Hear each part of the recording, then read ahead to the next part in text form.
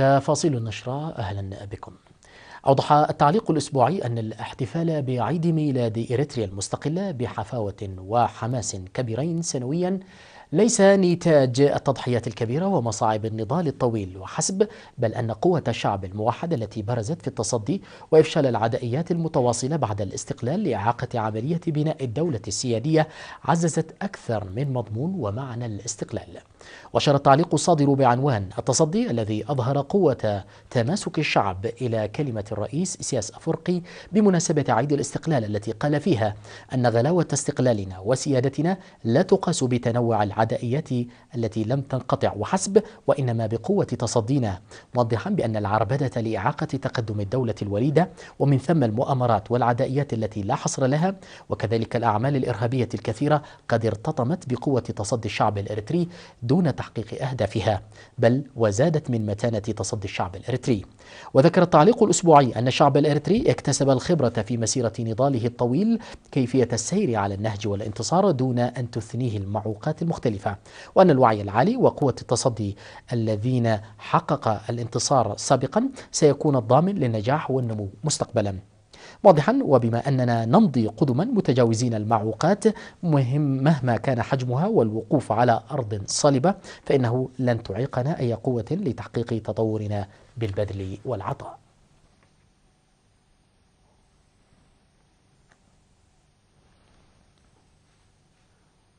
أكد الإريتريون المقيمين في سويسرا في الاحتفال الذي أقاموه بمناسبة عيد الاستقلال في الأول من يونيو على تعزيز المساهمة للدفع ببرامج التنمية الجارية في البلاد. واشتمل الاحتفال على برامج لنقل التاريخ الوطني للأجيال الحديثة وعروض تعكس أنشطة التصدي وإبراز الصورة الحقيقية لبلدهم، بالإضافة إلى فعاليات ثقافية وفنية أخرى. وقال مسؤول مكتب القنصلية الإريترية في سويسرا السيد برخت ولي يوهنس في المناسبة أن الشعب الإريتري قدم التضحيات الكبيرة لانتزاع استقلاله والدفاع عن السيادة ويعمل جاهدا لنماء وتطور بلده حاليا. وأشار مسؤول الجبهة الشعبية للديمقراطية والعدالة في سويسرا سيد سلاشي إدريس إلى أن العدائيات والمؤامرات ستفشل كسابقتها بوحدة الشعب وتفاني الحكومة وقوات الدفاع. هذا وقد أحيت فرقة أثر الفنية التي ذهبت من إريتريا عروضا فنية رائعة في الاحتفال.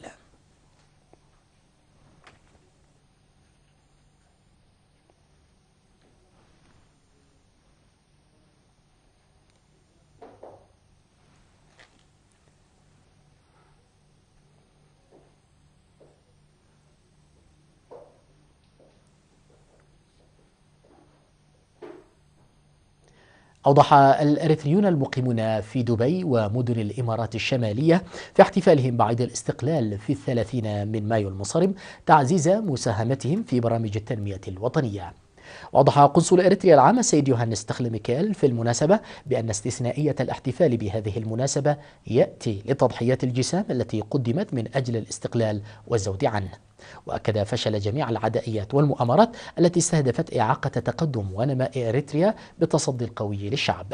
وحياة الاحتفال الذي شارك فيه آلاف المواطنين والسفراء والدبلوماسيون والضيوف المدعوون فرقة فنية ذهبت من إريتريا.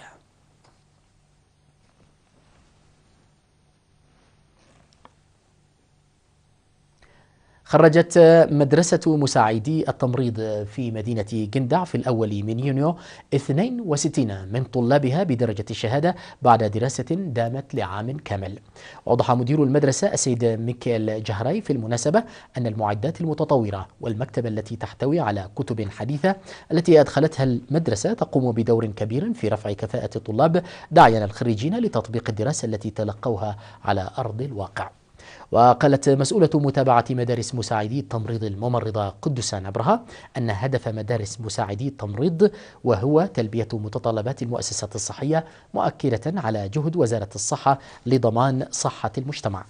وذكرت ممثلة الخريجين أنهم تلقوا دراسة نظرية وتطبيقية تساعد على تنفيذ المهام الموكلة إليهم بكفاءة، مؤكدة على استعدادهم لتنفيذ المسؤولية الملقاة على عاتقهم. وأشار الطالبان وليد آدم وأمن حسن أن الدراسة التي تلقوها تعمل على سد النقص في المؤسسات الصحية، موضحين العمل بتفاني لخدمة شعبهم. وذكر الطالبان سنايت يماني ومريم إدريس أن المهنة التي اكتسبوها سيطورونها خلال العمل.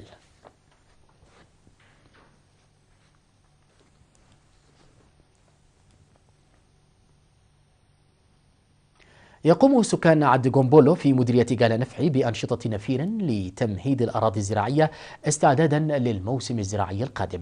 أوضح السكان أنهم يقومون بالنفير لتحبيذهم الاستعداد المسبق وحرث الأراضي الزراعية بصورة جماعية. أوضح السيد زومي أبراهام والسيد جمال محمد أن حماية التربة وحفظ المياه له دور كبير في رفع الإنتاج الزراعي، وأن مثل هذا النفير يدعم المصلحة المشتركة. وأشارت السيدة دستا جبراب والسيدة جنة جبراي إلى أن نفير هذا العام يعتبر استثنائيا من حيث الهدف وكثافة المشاركة، وأن العمل الجماعي يكون مثمرا. وأشار عمدة قرية عد جومبولو إلى حراثة مساحة 40 هكتارا بالثيران عبر النفير، وبناء حواجز مائية في المزارع بطول 15 كيلومتر، مشيدا بالمشاركة الفاعلة للسكان.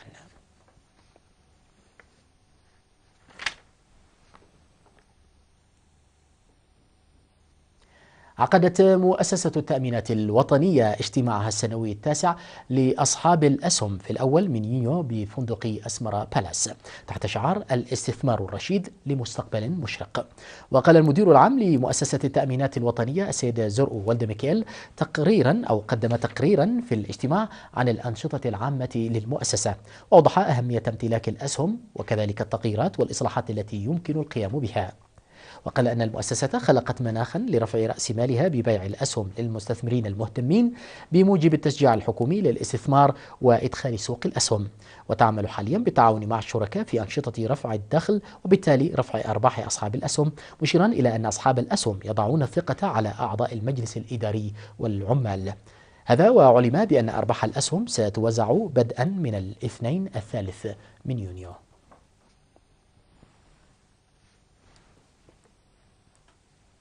نظمت في الأول والثاني من مايو بطولة إريتريا لدراجات نظمت في الأول والثاني من يونيو بطولة إريتريا لدراجات الهوائية بمشاركة أكثر من 100 متسابق من الجنسين. وفي سباق 10 كيلومترات للإناث الذي انطلق من مقبرة الشهداء وحتى ملعب الفروسية وشاركت فيه 25 متسابقة، جاءت الدراجة وحزيد كيدانا في المركز الأول وتسحينش فوتسوم ثانيا وسنايت منقس ثالثا. وفي سباق الرجال لمسافة 18 كيلومتر الذي انطلق من مقبرة الشهداء وصولا إلى تعدى كريستيان ثم العودة وشارك فيه أكثر من 100 متسابق، جاء الدراجة متكل كفلاي أولا وميران رؤسوم ثانيا وتسفوم عقبة مريم ثالثا. وفي سباق المضمار الذي جرى في الثاني من يونيو بشوارع أسمرة لمسافة 122 كيلومتر، جاء المتسابق ميرون تشما من فريق أسبيكو أولا وميرون أمانيل من فريق إريتيل ثانيا ومكسب دبساي من فريق سمبل ثالثا. وفي سباق الإناث لمسافة 54 كيلومتر جاءت وحزيد كيداني أولا وتسحينش سيوم ثانيا ويورسالم قبرو ثالثا. وبذلك حازت الدراجة وحزيد كيدانا من الإناث والدراج ميرون توشيما من الرجال ببطولة إريتريا لعام 2013. وتسلم الفائزون الجوائز من مسؤولي مفوضية الرياضة ومسؤولون آخرون.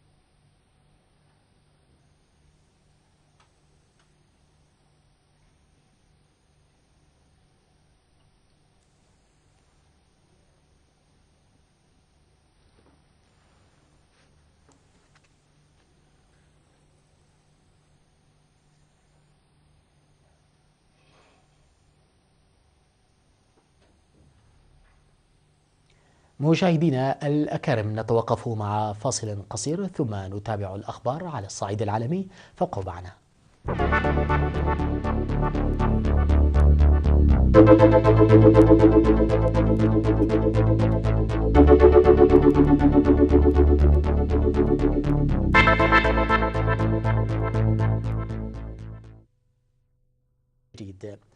قتل شخصان على الأقل وأصيب 10 آخرون يوم أمس السبت في عاصمة النيجر نيامي جراء هجوم مسلح على سجن في وسط المدينة.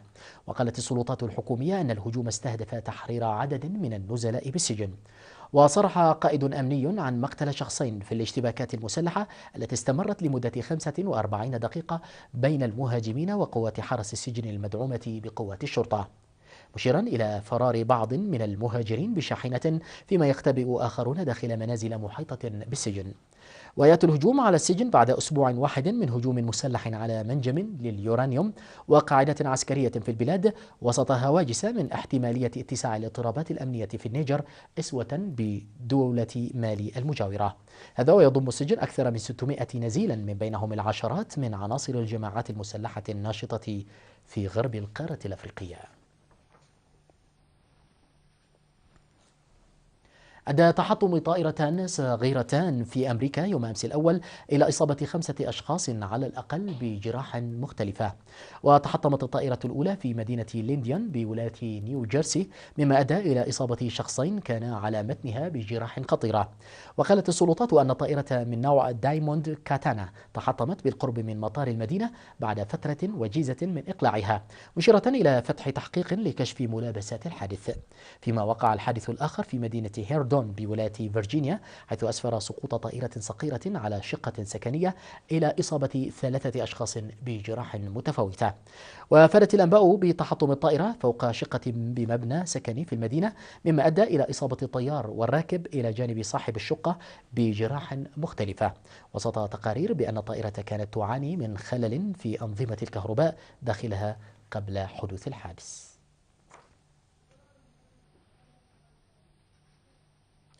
جددت الصين اليوم الأحد دعوتها لحل جميع النزاعات الآسيوية بالطرق السلمية حفاظا لاستقرار القارة. وقال رئيس هيئة أركان الجيش الصيني الفريق كوي جياغو اليوم الأحد في اجتماع للدفاع في سنغافورة برغبة بلاده بحل جميع الأزمات الآسيوية بالتفاوض، وحذر من سياسة التحالفات في المنطقة من أجل ضرب بلد في الإقليم. وتأتي تصريحات المسؤول الصيني بعد يوم من تصريحات وزير الدفاع الأمريكي شوك هيغل بأن استراتيجية بلاده ستتركز على القارة الآسيوية. كما أشار الجنرال الصيني إلى تمسك بلاده بحل النزاع البحري مع الفلبين بالحوار الثنائي دون الحاجة إلى أي تدخلات أخرى، في إشارة إلى شكوى الفلبين والصين إلى محكمة الأمم المتحدة المختصة بالشؤون البحرية.